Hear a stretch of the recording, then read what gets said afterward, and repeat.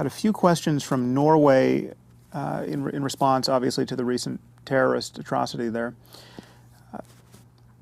The first is, one reader writes, unfortunately, this has led to the political left to delegitimize and demonize criticism of Islam even more than before.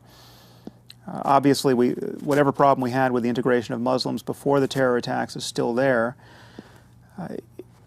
It is, however, impossible not to reconsider one's rhetoric even when one's intentions are purely benevolent. So the question is, do you have any suggestions about how to approach this? Now, this is a problem which I blogged about a little bit already. This is a real concern for me. There was already such a politically correct impediment, especially in Europe, but everywhere, in the way of speaking honestly about specific doctrines within Islam and the way in which they are actually held by Muslims in various communities. And it's decidedly inconvenient that the people who feel no constraint in terms of political correctness are, and therefore do say rather voluble and often perfectly accurate things about Islam, are racists and fascists and anti-Semites and people you absolutely you wouldn't want to touch with a 10-foot pole, but for the fact that they're the only people, for the most part, in the public square loudly saying what has to be said. And so this, obviously, this just mind-boggling massacre that occurred in Oslo has made it even more difficult to speak honestly about the nature of Islam, because you, in doing so, seem to align yourself, or at least to be very callous to the company you're traveling in. That's, I think we just have to blow past that. We have to talk about we can't talk about religion as a monolith. We have to talk about the differences among religions. And within any one religion, we have to talk about the uniquely bad and consequential ideas. And for my money, there is no set of notions worse or more damaging or more divisive or more imperiling of the future than the beliefs in martyrdom and jihad in the Muslim world, in the doctrine, which really are central to the doctrine of Islam. This is not the crazy Islam that no Muslims know about or care about. This is not the equivalent of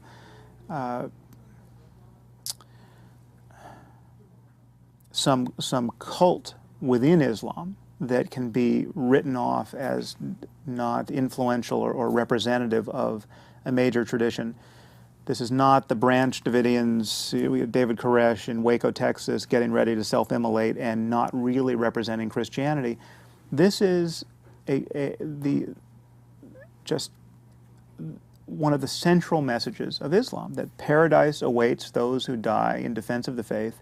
Nothing better can happen to you, and it is incumbent upon all Muslim men to wage jihad. And there are many others. This idea is set within a larger context of Muslim expectation for world domination, which is not a fantasy that right-wing racists make up. It is something that Salafi Muslims, for the most part, by and large, talk about ad nauseum. And this is what has to happen is the Muslim world has to find some way to really marginalize these voices. And it will be very difficult, because these are not crazy interpretations of the faith. These are rather straightforward instances of theology. And so it's like trying to figure out how to get the Christians to stop thinking Jesus is the Son of God. It would be hard. Now, there are Christians who have stopped thinking that, and there are Christians who don't invest anything in some of the central notions of Christianity. It took centuries to make that possible in the West, and I don't think we have centuries to wait around for Islam to get its act together on the world stage. So we can't lie about the nature of Islam, and given the fact that very few people on the left realize this or want to talk about this publicly, you find yourself echoing the words of reactionaries and worse, and that's it's a huge problem discursively, and the only answer is to keep disavowing all of the racism and all of the other craziness, and make it clear at every moment that you're talking about ideas, you're talking about Islam, you're not talking about people and the color of people's skin, certainly, and you're not talking about specific cultures, you're talking about ideas and their consequences. So the white convert to Islam is who you're talking about just as much as the Arab who was born into the faith. And within that frame, you are talking about specific ideas, not just a nominal attachment to the faith. A related question from Norway: do you think it would be helpful to us as proponents of reason and science to join forces with Christians in criticizing Islam, in particular its treatment of women? Now again, this is a delicate issue which I've personally and professionally run into. It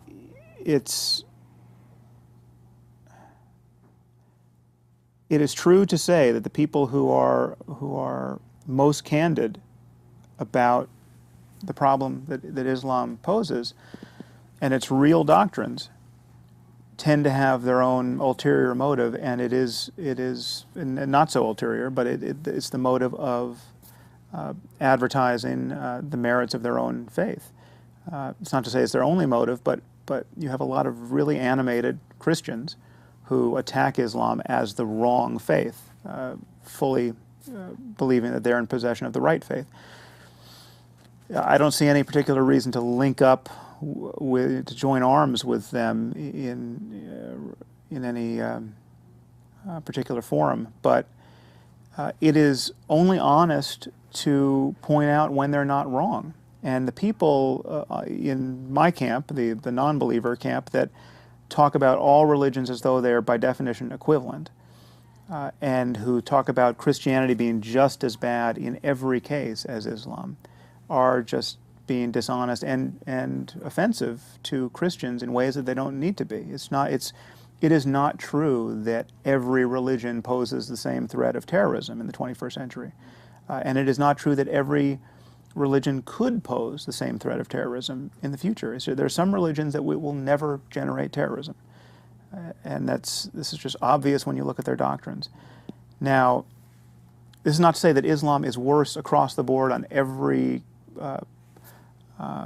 question that religion can be bad on. It's not bad on stem cell research. Muslims, for the most part, believe that the soul enters the embryo at the 40th day, or some say the 120th day. This is great for embryonic stem cell research. There's no problem sacrificing 3 to 5 day old human embryos within Islam. So Christianity, the specific beliefs of Christianity, pose a liability to that scientific research and all of the life-saving consequences we might enjoy as a result, in a way that Islam doesn't. Okay, so we can talk about that difference honestly, and that should be true across the board. And that's it's inconvenient that, as a matter of